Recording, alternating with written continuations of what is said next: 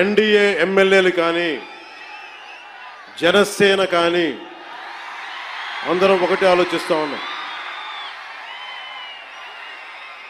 రాష్ట్ర అభివృద్ధి ఎలా ముందుకు తీసుకెళ్ళాలి అని. గెలిచిన రోజున ఏం చెప్పాం?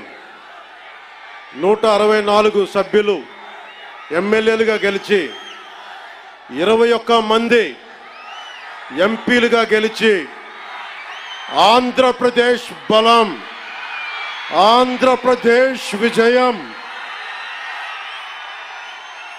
కేంద్ర ప్రభుత్వానికి వెన్నుదన్నుగా నిలబడింది.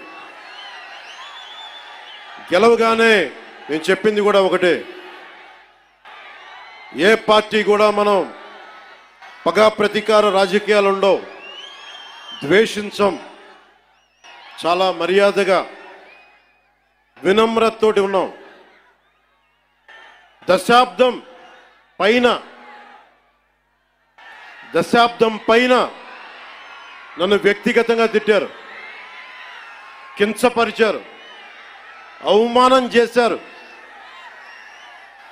చాలా చాలా అవమానాలు పొందాం, పరాభావాలు చెందాం. ఏ రోజు పల్లెత్తు మాటల్లా స్థాయి పెరిగిపోయి ఏ 7 కొండల వాడైతే, ఏ కలియుగ దైవం ఆయనకి కూడా అపచారం జరిగితే మెత్తగా ఎందుకు ఊరుకుంటాం? మాట్లాడకుండా ఎందుకుంటాం? ప్రతి ఎలక్షన్ ప్రతిదీ రాజకీయ కోణంలోనే చూస్తామా? అన్ని రాజకీయాలేనా? అన్ని ఓట్ల కోసమేనా?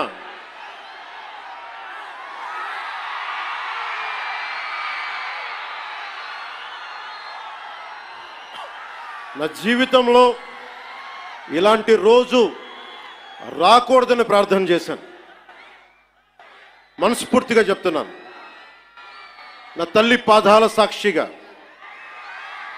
వెంకటేశ్వరుడి పాదాల సాక్షిగా ఏ రోజు కూడా ఇలా మాట్లాడాల్సిన రోజు అవసరం రాదు అనుకున్నా. కానీ వైసీపీ నాయకులు తెప్పించారు ఈ రోజున. ధర్మో రక్షతి రక్షితః. ధర్మాన్ని నువ్వు రక్షిస్తే ధర్మం నిన్ను రక్షిస్తుంది. దీనినే eminent jurist, legal luminary Nanabhoy Palkhivala గారు చెప్పారు ఒక మాట. ధర్మో రక్షతి రక్షతః అని ఆయన చెప్పిన మాట.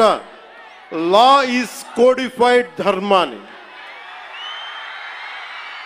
ధర్మాన్ని ఒక క్రమంలో బిగిస్తే, ఒక చట్టంలో బిగిస్తే అది చట్టం అవుద్దని. ఈ రోజున నాకు అన్యాయం జరిగింది, నేను బయటికి రాలా. అన్ని ధర్మాలకి గౌరవం ఇచ్చే సనాతన ధర్మానికి ప్రతిరోజు కొన్ని దశాబ్దాలుగా అవమానం చేస్తూనే ఉన్నారు, భరిస్తూనే ఉన్నాం.